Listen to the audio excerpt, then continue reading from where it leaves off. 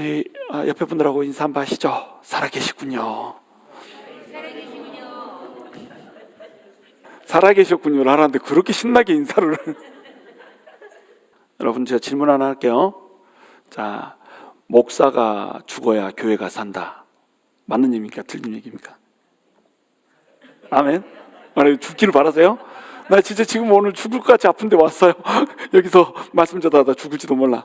그 말씀 전하면서 오늘은 좀 내가 덜 웃고 막 그러더라도 이해하세요. 성질나서 그런 거 아니에요. 아파가지고 막 여기 막 맹장이 아파 지금.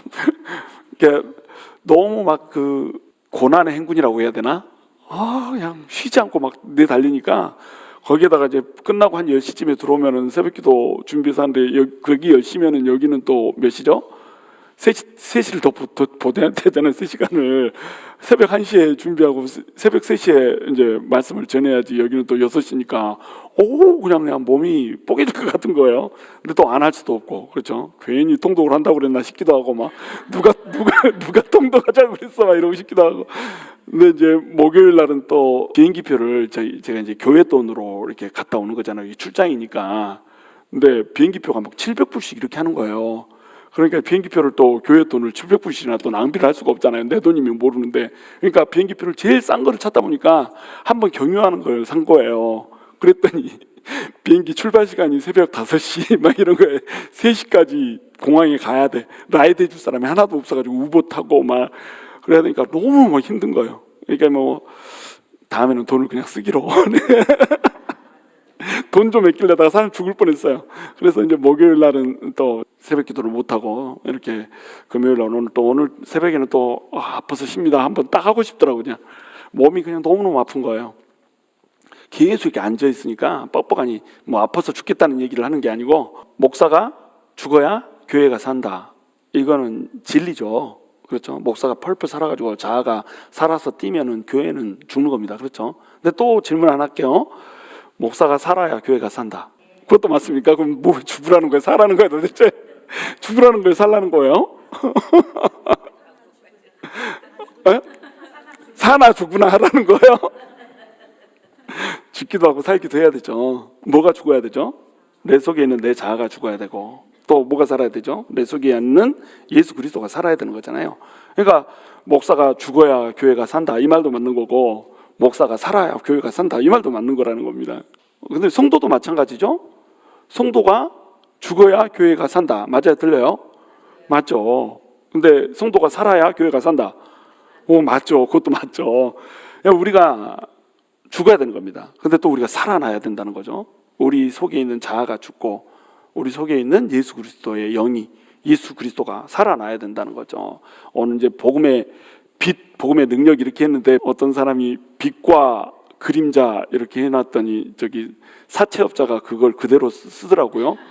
빛과 그림자 해가지고 빚을 안 갚으면 너는 그림자 안에 들어간다 막 이렇게 해가지고 이름을 그렇게 해놨던데, 복음의 빛, 우리가 복음의 빚진 자고 또 그 복음의 능력, 사도 바울이 복음을 그렇게 전하고자 했던 이유, 로마 교회에 그렇게 가고자 했던 이유, 그 이유가 두 가지라고 지난주에 제가 설명을 해드렸죠. 하나는 빚졌다는 거고, 하나는 하나님의 말씀에, 하나님의 복음의 능력이 있다라고 하는 그것 때문에 그랬어요.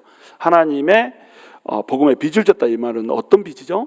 사랑의 빚이잖아요. 사랑의 빚 외에는 빚을 지지 말라 뭐 이렇게 말씀하기도 하고 그러는데, 빚을 졌다 이 말은 뭐예요? 사랑의 빚을 졌다. 그러니까 하나님의 그 사랑이 우리 안에 차고 넘쳤다는 걸 뜻하는 거잖아요.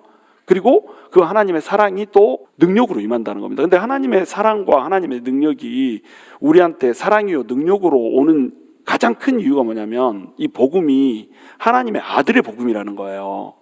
하나님의 아들이 십자가에서 못 박혀서 우리를 대신해서 죽었다는 겁니다. 근데 그 하나님의 아들은 하나님과 동급이에요? 아니면 하나님의 그냥 진짜 우리 인간처럼 아들이에요? 동급이나 하나님하고 똑같은 존재라고 하는 뜻입니다. 그러니까 예수님이 돌아가실 때 예수님을 죄목으로 묶어서 이제 사형을 시킨 거잖아요. 그럼 예수님이 사형 당하게 만든 그 죄목이 뭐였죠? 신성모독. 신성모독이 죄목이었어요.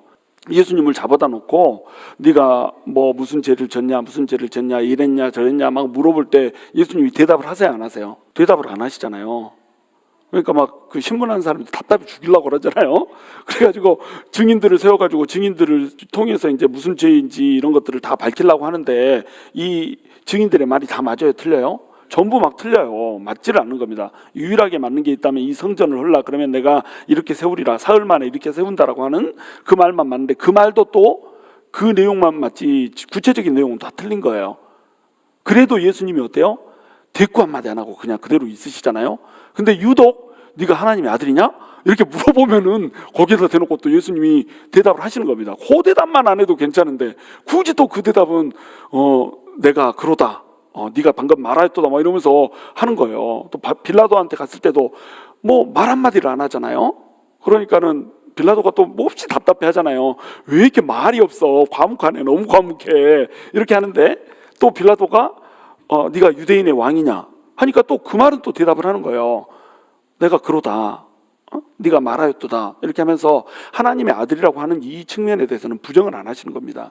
하나님의 아들이라 하여 하나님과 그를 동급으로 여겼더라, 이 말 때문에 유대인들과 바리새인들과 또 사두개인들이 예수님을 그렇게 죽이려고 난리를 쳤던 거예요. 그러니까 예수님이 다른 건 다 대답 안 하고 뭐 증인도 세웠는데 전부 다 안 맞아 떨어지고 그러니까 예수님을 어떻게 할 도리가 없는 거예요. 근데 예수님한테 직접 물어보니까 예수님이 그래 내가 하나님의 아들이라 이렇게 대답하니까 뭐라고 그래요? 자, 이가 이렇게 말하였으니까 우리가 뭐 볼 것이냐? 봐라 지가 하나님의 아들이란다. 지가 하나님의 아들이라는데 무슨 신문이 더 필요하겠냐? 다 야야야 얘 죽이자 막 이렇게 한 거예요. 이것이 예수 그리스도의 죽어야 되는 죄목이었던 겁니다. 그러니까 예수님은 도살장에 끌려가는 양처럼 한마디 말씀을 안 하셔야 돼요. 잠잠해야 돼요. 그것이 이사야서 53장에 기록된 예언이에요. 십자가에 못 박혀서 죽는 고난의 종으로 오시는데 단 한마디 대답도 하지 않고 이 도살장에 끌려가는 양처럼 잠잠해야 되는 거예요. 그 말씀 그대로 예수님이 잠잠하셨어요. 한마디 대답을 안 하십니다. 그런데 예수님이 딱 그렇게 말씀 한마디 안 하시고 계시다가 뭐만 나오면 말을 해요? 네가 하나님의 아들이냐? 요 말씀만 나오면은 그 말씀을 한다는 거예요. 하나님의 아들이라고 하는 이것은 예수님께서 공히 밝히시기를 원했다라고 하는 겁니다. 이것을 왜 그렇게 예수님은 밝히기를 원했을까요? 하나님이 직접 와서 죄 많은 너희들을 구원해 준다라고 하는 것을 알게 해주고 싶은 거예요. 하나님이 인간인 너네의 죄를 위해서 대신 죄를 다 짊어지고 죽는다라고 하는 사실을 알려주고 싶은 겁니다. 그래서 십자가에서 예수님이 죽으심으로 하나님이 우리를 향해서 얼마나 큰 사랑을 가지고 있는 건지를 말해주고 싶은 거예요. 그것이 하나님의 복음이라는 겁니다. 하나님의 아들이 죽었다는 거. 하나님 자신이 인간들을 위해서, 피조물들을 위해서, 그것도 죄인들을 위해서 죽으셨다라고 하는 거. 이것이 복음의 본질이었다라고 하는 거죠. 자, 이 복음을 가지고 이제 복음을 전하러 나가야 되니까 얼마나 이 복음이 이 사도 바울한테는 가슴 벅찬 복음이에요. 자기가 예수 그리스도를 믿는 사람들을 핍박했단 말이죠. 근데 예수님이 직접 나타나가지고 사도 바울한테 뭐라고 그래요? 네가 핍박하는 예수다 이렇게 얘기해 버리잖아요. 예수님을 핍박한 적이 없고 예수 믿는 사람들을 핍박했는데 예수님께서는 네가 핍박하는 예수다 이렇게 얘기해 버린단 말이죠. 그러니까 지금 사도 바울은 어떤 존재가 되어버렸어요? 자기 스스로 하나님을 핍박한 존재가 되어버렸다는 겁니다. 자기 딴에는 하나님을 사랑해서 하나님의 열심으로 예수 믿는 사람들을 핍박하고 예수 믿는 사람들을 죽이려고 했던 것인데 자기가 복음을 잘못 알므로 말미암아서 말씀을 잘못 알므로 인해서 오히려 하나님을 핍박한 자가 되어버렸다는 거예요. 그럼 하나님을 핍박했으니까 자기는 어떻게 돼야 되죠? 죽어야 되는 거죠. 죽어야 되는 거야. 경상도 말로 하니까 이게 훨씬 와닿네. 그래서 경상도 목사님들이 설교를 잘하나 봐. 죽어야지 뭐. 죽어야 돼. 근데 자기가 안 죽어버렸잖아요. 오히려 예수 그리스도가 걸었던 그 길을 같이 걸을 수 있는 기회를 줘버린단 말이에요. 그러니까 사도 바울한테는 이것이 하나님의 부르심을 따라서 사도가 된다라고 하는 것이 은혜였어요? 명령이었어요? 명령이었어요? 명령이면서 동시에 뭐였죠? 은혜였죠. 사도 바울이 자기의 이 부르심에 대해서 표현할 때는 이것을 항상 주님의 명령이다라고 하는 표현을 쓰기보다는 어떤 표현을 쓰냐면 은혜라고 하는 표현을 써요. 앞에서도 우리가 5절인가 이렇게 볼 때 사도 바울이 이 은혜와 사도의 직분 이런 식으로 표현하죠. 은혜와 사도의 직분은 붙어 있는 거예요. 사실은 은혜 따로 사도의 직분이 따로 있는 것이 아니라 하나님이 은혜로 나를 구원하셨고 그 은혜로 사도의 직분을 주셨다는 거예요. 그 사도의 직분은 뭐예요? 사도는 뭐죠? 보내심을 받았다는 거잖아요. 하나님의 정권 대사라는 거잖아요. 그러니까 내가 구원을 받았으니까 구원받은 자로 그냥 살면 돼요. 그런데 자기가 어떻게 한다고 그러죠? 예수 그리스도의 종이 된다고 그러잖아요. 예수 그리스도의 종이 된다고 하는 것은 뭐예요? 예수님의 은혜 때문에 내가 예수님의 은혜를 체험했으니까 예수님을 위해서 내가 일하는 자로 죽겠습니다라고 하는 것을 얘기한 거란 말이에요. 은혜 때문에 스스로 종이 되기를 결정했다는 겁니다. 또 사도로 부르심을 받았는데 그 부르심도 뭐라는 거예요? 은혜라는 거예요. 나 같은 것이 어떻게 하나님의 일을 할 수 있겠느냐 이거죠. 그래서 오늘 봐보세요. 8절에 보시면 먼저 내가 예수 그리스도로 말미암아 너희 모든 사람에게 관하여 내 하나님께 감사함은 너희 믿음이 온 세상에 전파됨이로다 이렇게 얘기했죠. 자, 하나님한테 감사하고 있어. 뭐 때문에 감사하고 있죠? 너희 믿음이 온 세상에 전파됐다. 이것 때문에 감사하고 있어요. 자, 너희 믿음이 온 세상에 전파됐다. 온 세상이라고 하면은 사실은 온 세상은 아니죠. 이게 자기가 생각하고 있는 로마 제국이 이제 온 세상인데 로마 제국 전체에 로마시에 있는 그 가정교회 그리스도인들이 얼마나 신실하게 지금 버티고 서 있는지 이것이 소문이 났다는 겁니다. 소문난 교회라는 거예요. 그러면 이 당시에 교회는 핍박받는 교회예요. 우리처럼 그렇게 앉아서 예배드리고 집에 가서 또 재밌게 놀다가 이렇게 하면 되는 교회예요? 핍박받는 교회였단 말이에요. 그러니까 이들한테 있어서 소문이 났다 이 말은 뭐냐면 핍박을 견디면서도 예수 그리스도를 향한 믿음을 저버리지 않았다라고 하는 신앙을 지키는 것에 대한 소문이에요. 첫 번째 소문은. 두 번째 소문은 뭐냐면 순종에 대한 소문입니다. 순종에 대한 소문은 뭐냐면 사랑의 순종을 얘기하는 거예요. 그러니까 첫 번째는 믿음의 순종이고 두 번째는 사랑의 순종이죠. 은혜를 줬는데 은혜를 뭘로 받았다고 지난 시간에 제가 설교를 했죠. 말씀에 뭐라고 나와요? 믿음과 순종. 오, 그래, 순종. 믿음과 순종으로. 역시 우리 성도들은 그냥 한번 딱 얘기하면 다음 주에까지 다 기억을 한다니까. 믿음과 순종으로. 믿음으로 치매야. 믿음으로 은혜를 취하는 거예요. 그리고 또 뭘로? 순종으로 이 은혜를 받는다는 겁니다. 근데 순종은 뭘 순종하는 거죠? 하나님의 말씀과 하나님의 명령에 순종한다는 거예요. 이 순종에는 반드시 뭐가 따르죠? 사랑의 수고라고 하는 것이 따른다라고 하는 겁니다. 사랑의 수고까지 순종으로 넘어가요. 그러니까 나중에 이 말씀이 나중에 이제 성도들의 생활 이 부분에 들어가면 다시 이제 설명이 되게 되는 거예요. 여기서 간단하게 해결 넘어가지만 결국 은혜는 믿음과 순종으로 취한다라고 하는 겁니다. 그러니까 믿음으로 그들은 뭘 지켜요? 죽음을 불사고라도 예수 그리스도가 내 주인이라고 하는 것을 지켜낸다는 거예요. 그 다음에 순종으로 자기들이 핍박받고 있음에도 불구하고 가난한 사람들을 보면 그냥 넘기지를 못하고 힘겨워하는 사람들을 보면은 그 사람을 자기 품에 품기를 전혀 거절하지 않았던 사람들이에요. 로마 시대에 이제 핍박이 막 가해지고 이제 특히 네로 시대에 로마시를 불질렀다고 이제 이 정식적인 박해를 가하잖아요. 이때 그 당시에 써진 어떤 사람의 일기 같은 게 발견이 됐거든요. 그 사람의 일기에 뭐라고 써져 있는지 아세요? 네로 시대에 난 그 화재 때문에 크리스찬들이 많이 죽어가고 있지만 이 크리스찬들은 불을 지를 사람들이 아니다. 자기 개인적인 일기니까 이렇게 써 있는 거예요. 이건 역사가가 쓴 게 아니에요. 개인적인 일기예요. 내가 만났던 크리스찬들은 항상 남을 도와주기를 애를 썼고 항상 남을 위로하기를 애를 썼고 없고 가난하고 또 고통스러운 과정 가운데서도 항상 평안을 잃지 않는 사람들이었고 기쁨을 잃지 않는 사람들이었고 그 기쁨을 바이러스란 말은 이제 안 나와 있죠. 제가 집어넣은 거예요. 그거는 바이러스처럼 이렇게 전파하는 사람들이었다. 이렇게 일기를 써놓은 거예요. 그리고 나중에는 이제 한 황제가 AD 4세기에 써놓은 글 속에서도 이 무신론자들, 크리스찬들을 무신론자라고 불렀거든요. 왜냐하면 황제한테 절을 안 했거든요. 황제는 신이라고 불렀는데 황제한테 절을 안 하니까 무신론자라고, 하나님을 믿는 사람들인데 무신론자라고 불렀던 겁니다. 그래가지고 이 무신론자들은 구제하기를 서슴지 않는 사람들이다. 없는 중에서도 이 사람들이 구제하고 우리 로마 백성들을 먹여 살린다. 로마 당국이 마땅히 돌봐야 될 로마 시민들을 로마 당국은 외면할 때에 이들은 그들을 돌보고 아끼기를 마다하지 않는다. 우리는 무신론자들 앞에서 부끄러운 줄 알아야 된다. 이런 내용이 글이 써져 있다니까요. 이것이 로마 시에서 가정교회를 하던 그 작은 교회들의 힘이요 파워였다라고 하는 겁니다.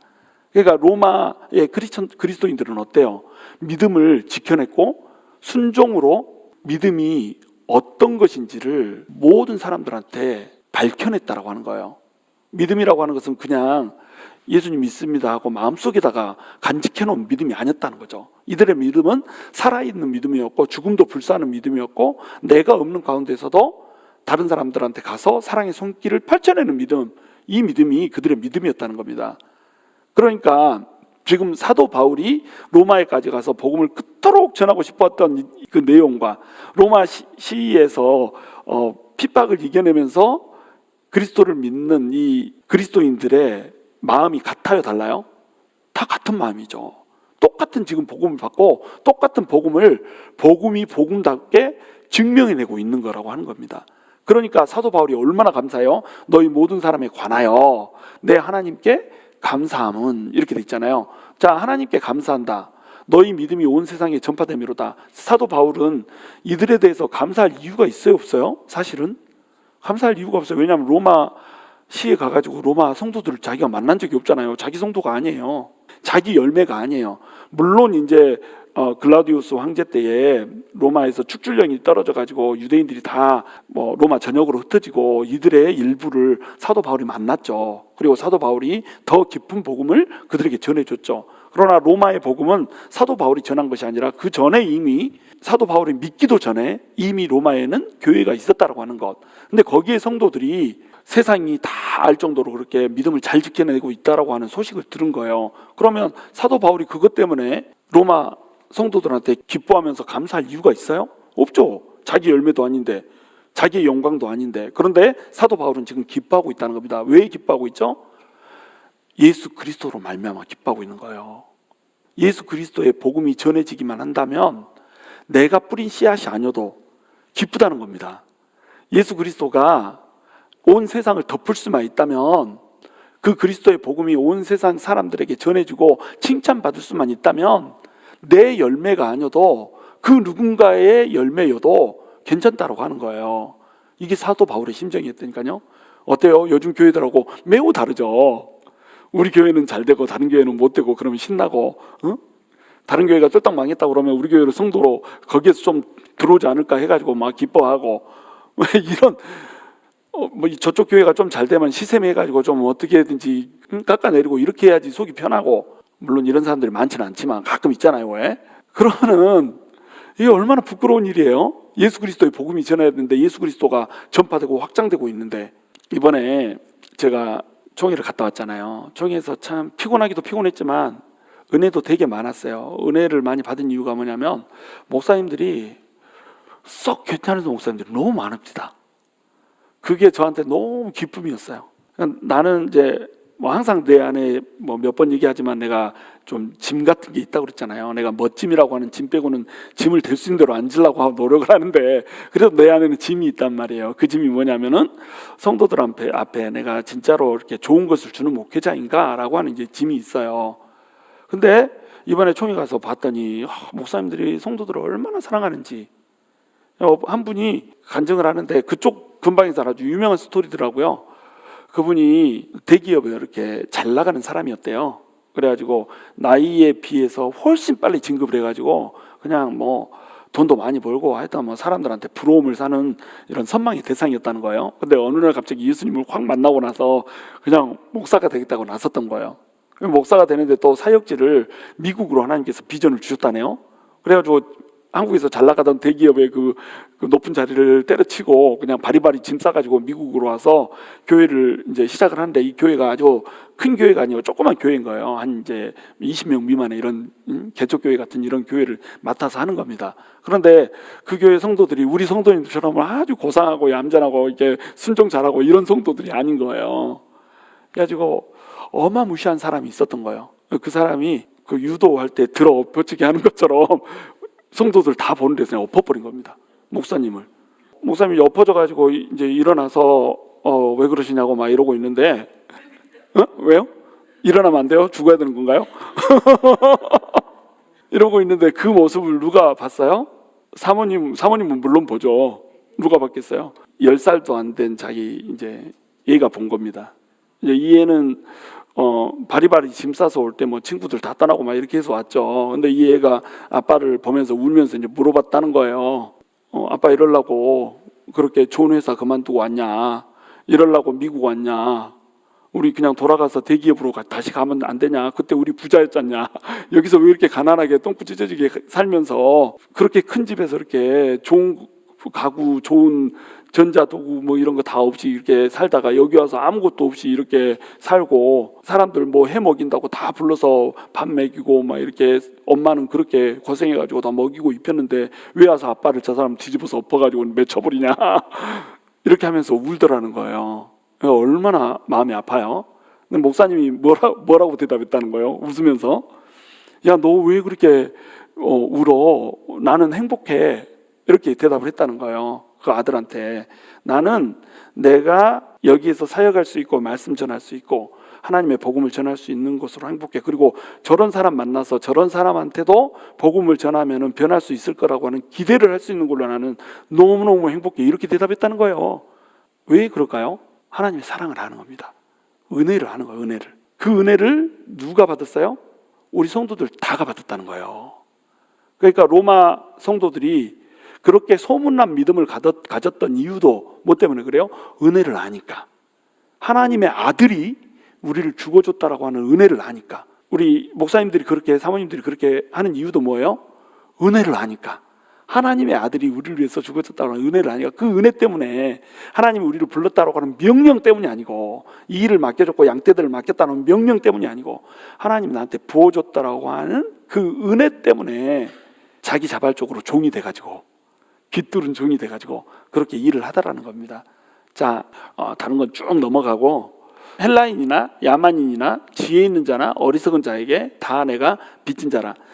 사도 바울이 복음을 전하는 이유 두 가지를 얘기했죠. 제가 첫 번째 이유는 뭐라고 했어요? 빚진 자의 마음이었어요. 내가 빚을 졌다는 겁니다. 두 번째는 뭐예요? 이 복음에 능력이 있다라고 하는 거였어요. 그러니까 빚진 자라고 하는 것은 사실은 사도 바울이 빚을 졌다 이 말은 우리가 조금 이해하기 힘든 말이 될 수도 있어요. 왜 그러냐면 은혜는 뭐예요? 공짜잖아요. 은혜는 공짜로 주어지는 거잖아요. 공짜로 주어지는데 빚이 되면 안 되죠. 공짜면 그냥 막 먹고 그냥 딱 그냥 입 씻으면 되는 거예요. 공짜니까. 근데 공짜로 받은 은혜를 받아놓고 뭐라고 그래요? 빚 졌다 이렇게 얘기하는 겁니다. 원래 우리는 예수를 만나기 전에도 빚진 자거든요. 어떤 빚을 졌죠? 죽음의 빚을 진 거예요. 죄의 빚을 졌죠.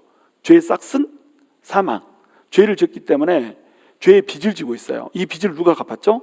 예수님이 오셔서 예수님의 피로 갚아버린 거예요. 하나님의 아들이 하나님의 아들을 하나님이 직접 오셔서 그 피를 흘려주심으로 빚을 탕감해버렸단 말이죠. 빚을 갚아버렸어요. 그러니까 우리한테는 빚이 있어요? 없어요? 빚이 없다는 겁니다. 그런데 내 빚을 누군가가 딱 갚아주면, 그러면 양심이 있는 사람이면, 진짜로 은혜를 아는 사람이면 어떻게 해요? 이거를 평생 빚으로 생각한다는 겁니다. 그래가지고 어떻게 하든지 이 사람한테 잘하려고 애를 쓴다는 거예요. 저도 지금까지 살아오면서 빚을 많이 졌거든요. 우리 집이 이제 우리 어머니 혼자서 가게를 하고 막 이러다 보니까 여자 혼자서 어떻게 그 자식 넷을 키웁니까?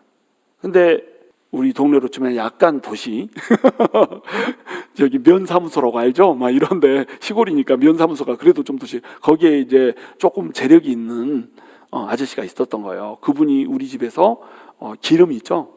그 휘발유, 경유, 석유 이런 거 팔 수 있게 지점을 내준 겁니다. 우리한테 말하자면 시골에다가 지점을 내준 거예요. 그래서 그분이 라이센스를 갖고 있으니까 그분이 받아서 팔 수 있는 것을 우리 집에다 갖다 놓고 우리 집에서 팔 수 있게, 이게 어마어마하게 이제 소득이 많이 남는 거거든요. 이문이 기름이. 그래가지고 우리가 기름 장사를 했다니까요. 기름집 아들이 있어요, 저.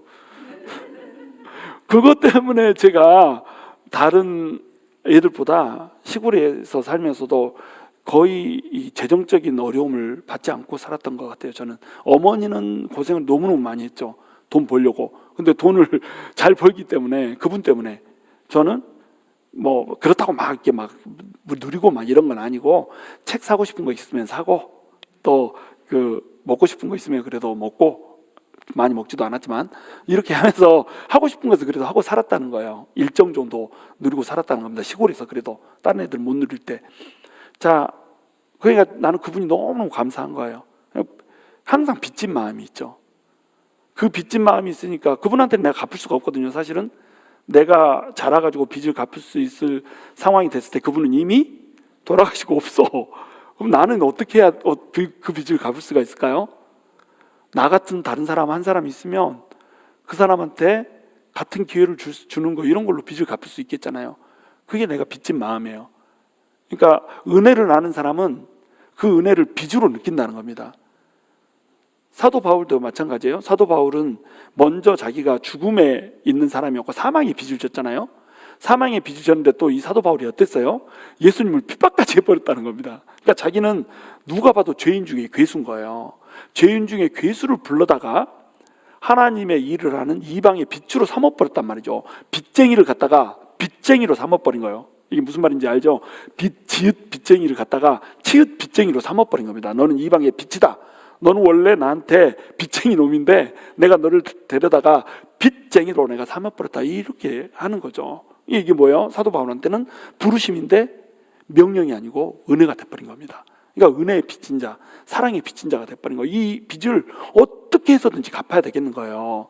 그러니까 로마 교회에 그토록 가고 싶었다는 겁니다. 한 번도 만난 적이 없는 그 로마 교회에 가서 핍박 가운데 있어서 핍박 속에서 흔들리고 있고, 자, 이 핍박 속에서 이 정말로 내가 예수 그리스도를 믿는다라고 하는 것, 이것이 무엇일까를 고민해야 되고, 내가 이 세상에서 목숨이 끊어지면서까지 예수 그리스도를 믿는다라고 하는 이것이 정말 진정한 가치가 있는 것인가? 지금 하나님은 뭐하고 계시는가? 예수님은 부활하셨다는데 살아계신 예수님이 왜 살아있는 것처럼 우리한테 느껴지지 않는가? 이런 충돌이 왔을 때에 이 충돌을 사도 바울은 꺾어주고 싶었던 겁니다. 충돌을 없애주고 싶었던 거예요. 마음속에 일어나는 모든 도전들을 복음이라고 하는 것으로 멸살을 시켜주고 싶었던 거예요.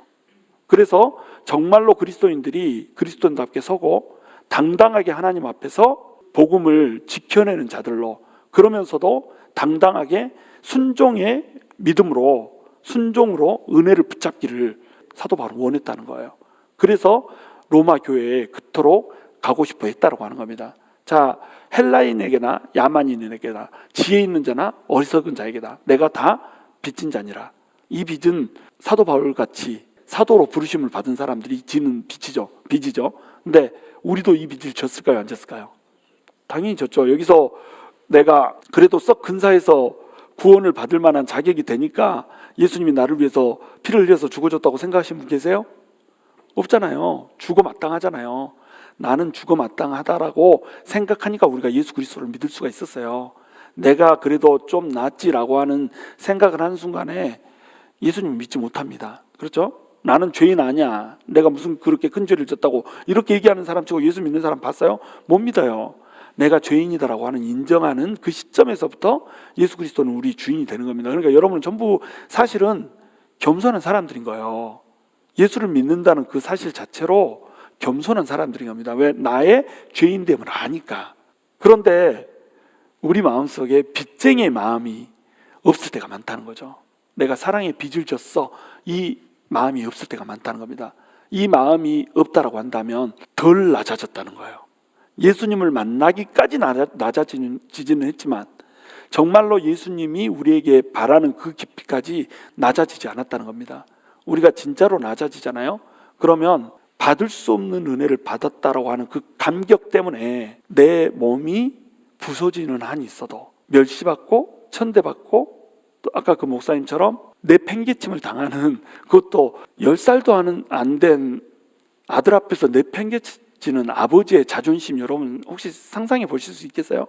나는 자식 없지만 그거 상상되거든요. 예전에 제가 실험실에 있을 때 우리 아내하고 저하고 옆 실험실에 나란히 실험실이 있거든요.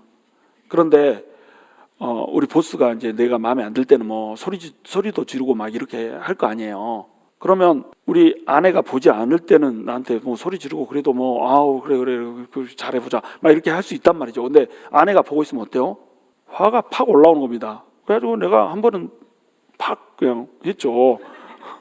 자존심이, 남자의 존심이 있는 거잖아요. 어디 내 와이프가 보는 앞에서 나를 혼내켜.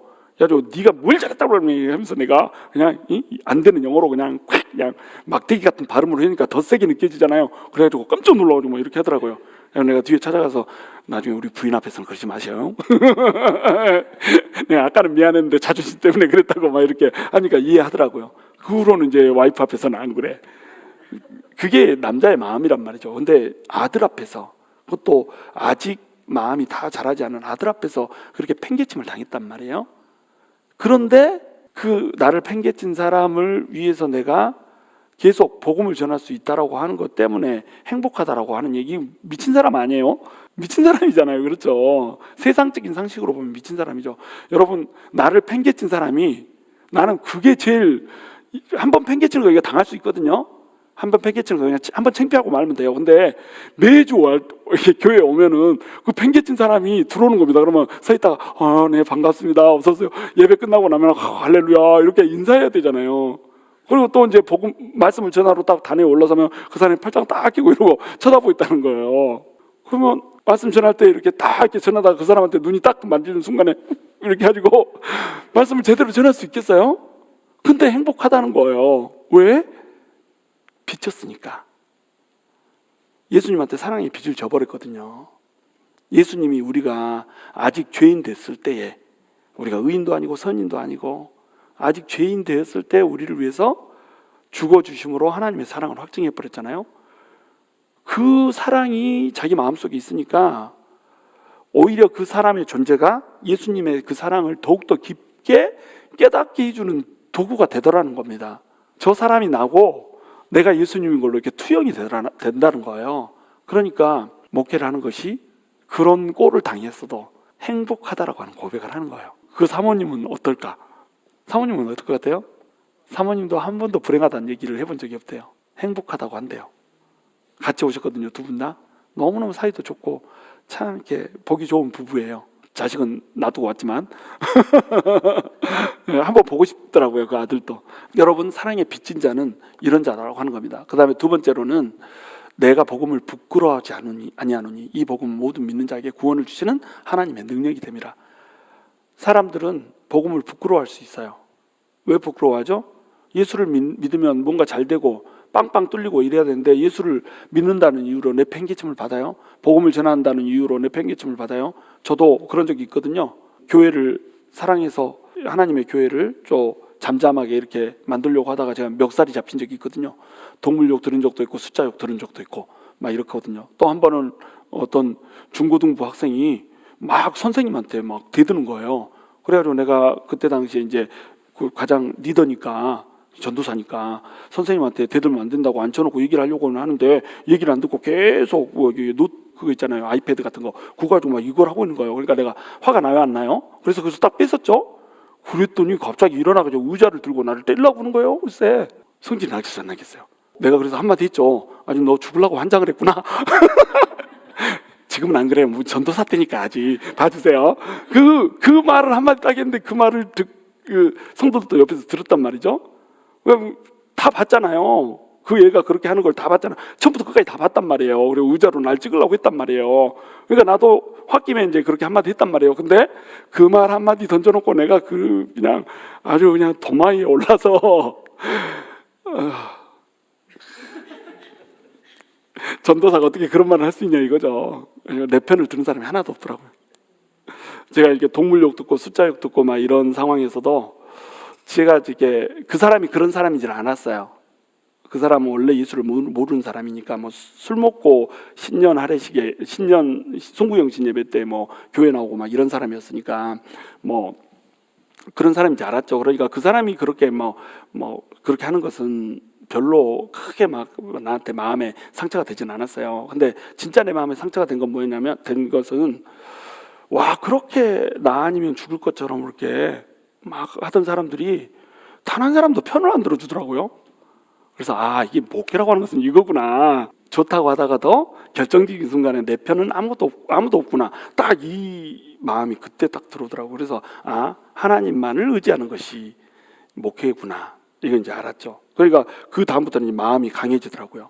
사람한테 의지 않고 하나님한테 의지하고, 그러니까 누가 뭐 공격했다 해도 뭐 그게 목회지 이렇게 되고, 누가 뭐 이렇게 안 좋은 소리를 뒤에서 막 하고 다녔다고 해도 아이고 앞에서 안 했으니 천만다행이지, 앞에서 했으면 얼굴 보기 민망했을 텐데 이러고, 앞에서 또 하면은 아이고 뒤에서 안 하기 다행이지, 앞에서 하니까 그래도 해명도 할 수 있고 좋네, 이렇게 되더라는 거죠. 글쎄, 자, 왜 이러면서도 이렇게 목회를 하려고 할까요? 우리 이제 조만간에 제가 시간이 가면 갈수록 잡을 정리해야겠다는 생각이 들거든요. 그래서 이번에도 우리 총회 가가지고 조만간에 이제 잡은 정리를 해야 될 것 같아요. 막 이렇게 얘기했더니 그 지금 받는 월급 매칭해달라고 하세요. 농담처럼 이렇게 얘기하더라고요. 근데 지금 내가 받는 월급을 어떻게 우리 교회가 매칭을 해줘요? 말도 안 되는 거지. 내가 얼마 받는지 알고 매칭해 줄 수가 없죠. 그래도 허드렛 일을 하고 있지만 그래도 박사잖아. 박사가 받는 기본 월급이 있는데 그걸 어떻게 매칭을 해줘요? 근데 그걸 이제 내려놓고 이제 목회에 전념했으면 좋겠다 이런 생각하고 기회만 보고 있어요. 왜냐하면 그냥 함부로 막 그만두면 안 되거든요. 또 이렇게 목회자, 그래도 목회자인데 막 하던 일을 팽개쳐 놓고 막 나는 할 테니까 다 2주 노티스 주고 2주부터 다른 사람 구하세요. 나 같은 사람 구하지를 못해. 그러니까는 이제 뭐 적당한 수준까지는 이제 해줘야 되는데 하여튼 언젠가는 그만둔단 말이에요. 그럼 뭐 결국은 나도 그렇잖아요. 내 편이 결국 없다는 걸 이제 알아요. 저도 뭐 좋을 때는 좋죠. 근데 뭐 어떻게 어떤 일이 생길 때는 결국은 목회자는 외로운 포지션입니다. 포지션 자체가 그래요. 성도들은 목회자가 십자가를 지고 예수님처럼 올라가서 피를 흘리는 모습을 보여주기를 원하거든요. 그래야 존경하거든요. 그러니까 같이 편을 들어주더라도 목회자가 나와서 같이 혈기를 부르거나 같이 말대꾸를 하거나 이러면 어때요? 별로 존경이 안 돼요, 사실은. 그러니까 목회자는 결국은 어떤 일이 있어도 십자가에 올라가서 예수님처럼 딱 매달려 있는 거, 이 방법밖에 없는 겁니다. 이것이 이제 목회자의 성숙의 정도가 되는 거예요. 덜 성숙한 목회자면 이것이 잘 안 돼요. 근데 좀 더 성숙한 목회자는 이게 잘 돼요. 요것에 따라서 목회자의 이제 인품이나 이런 것들이 결정이 되는 겁니다. 그러면 이제 성도들의 존경도가 결정이 되는 거죠. 아, 저분은 진짜 목회자구나. 자, 근데 이것이 사실은 잘못된 것이 아니고 이게 진리라는 거예요. 아까 초반부에 설명했잖아요. 목사가 죽어야 교회가 산다. 죽는 날이 뭔가요? 십자가 위에서 달려야 되는 거예요. 어떤 상황이 있어도. 그렇죠. 그러니까 목사가 외로워야 되는 거고, 당연히 성도는 목사 편을 안 들어야 되는 거고. 자, 이렇게 함에도 불구하고 그렇게 복음을 전하는 이유, 그 이유가 뭔가요? 복음에 능력이 있다는 겁니다. 그렇게 나를 패댕이 친 사람도 변할 수 있다라고 하는 그 능력이 믿어지니까 목회를 하는 거예요. 우리 교회 같은 성도들이 아니고 그런 사람이 대부분인 성도들이 있는 교회라니까요. 근데 그 교회에서 행복하다고 하면서 목회를 한다니까요. 왜요? 복음의 능력을 믿는 겁니다. 복음을 전하면 사람이 구원을 받고 또 사람이 믿음과 순종으로 변할 수 있다라고 하는 것. 나 같은 자도 변했으니까. 그래서 나 같은 자가 이 대기업의 그런 잘 나가는 사람이었던 그 모든 것을 때려치고 이런 험한 길을 걷는 것을 행복이라고 할 정도로 걸을 수 있게 해준 그것이 복음이니까, 그것이 복음의 능력이니까 내가 그 길을 걸었던 것처럼 그 복음의 능력 믿고 이들을 바라본다는 거예요. 저도 마찬가지죠. 복음이 능력이 있다라고 하는 것을 아는 거예요. 그러니까 이 세상의 것들이 아무런 가치가 없고 소용이 없다는 걸 아는 겁니다. 이 세상의 것들, 뭐 돈이 됐건, 아까 돈을 예로 들었지만 돈이 됐건 힘이 됐건 능력이 됐건 사람들에게 받는 존경이 됐건 이딴 것들이 아무런 의미가 없다는 겁니다. 성도 중에서 누가 뭐 욕하는 사람이 있고 패대기 치는 사람이 있고 아무도 편을 들어주지 않고 이렇더라도 그런 것들이 의미가 없다는 거예요. 왜? 복음의 능력이 있다라고 하는 것을 아니까. 언젠가는 복음을 듣다 보면은 사람들이 변화돼서 예수를 믿을 수 없었던 내가 예수를 믿은 것처럼 이들도 예수를 믿고 변화될 거라고 하는 것을 아니까, 그러니까 로마 교회로 그렇게 가고 싶어 했던 거예요. 근데 이 로마 교회에 가서 내가 너희한테 해주고 싶은 게 뭐예요? 복음을 전하는 것을 해주고 싶잖아요. 근데 이 복음은 어때요? 로마 성도들은 다 아는 거잖아요. 이미 예수 믿고 있잖아요. 근데 복음을 전해주고 싶대요. 뭐예요? 복음의 정수를 가르쳐 주고 싶다는 겁니다. 예수 믿고 구원받는 그 정도 수준 말고 믿음과 순종으로 예수 그리스도를 받아서 예수 그리스도를 닮아가는, 그래서 목회자뿐만 아니라 성도들도 어떤 모욕을 당하고 수치를 당하고 공격을 당한다 할지라도 내 자아가 펄펄 따라서 살아가지고 반격하고 같이 덩달아서 싸우고 갈등하고 이런 것이 아니라 십자가 위에서 자기를 못 받고 자기 정력도 감정도 못 받고 확 죽어버릴 수 있는 그런 결단을 할 수 있게 해주는 그 복음의 능력, 그 능력이 나타날 수 있게 해주고 싶다는 거예요. 그것이 사도 바울이 로마 교회로 가고 싶었던 이유였다는 겁니다. 여러분 어떠세요? 여러분 복음을 여러분은 진짜로 알고 계십니까? 진짜 여러분의 복음은 빚이고 또 능력입니까? 내가 빚진 자여서 이 빚을 꼭 갚아야 되겠다, 누군가에게 갚아야겠다 이런 마음이 있으세요? 또 이 복음이 능력이어서 정말로 저 사람이 나를 이렇게 힘들게 하지만, 저 사람 때문에 내가 이렇게 괴롭지만 이 복음의 능력이 있어서 나를 통해서 펼쳐지는 복음 때문에 이 사람이 언젠가는 예수님의 사랑 안에 들어올 거라고 하는 거, 언젠가는 변할 수 있다라고 하는 이것이 진짜 능력으로 믿어지십니까? 그러면 여러분은 진짜 크리스찬인 거예요. 그렇지 않다면 우리는 여전히 가야 될 길이 먼 크리스찬인 겁니다. 복음은 빚이고 또 능력입니다. 사랑의 빚을 졌고 우리는 그 복음의 능력을 사람들에게 전파해 줌으로 이 사랑의 빚을 갚아야 되는 거예요. 그러한 결단이 우리 안에서 공고하게 세워지는 밤이 됐으면 좋겠어요. 그럴 수 있게 되기를 주님의 이름으로 축원합니다.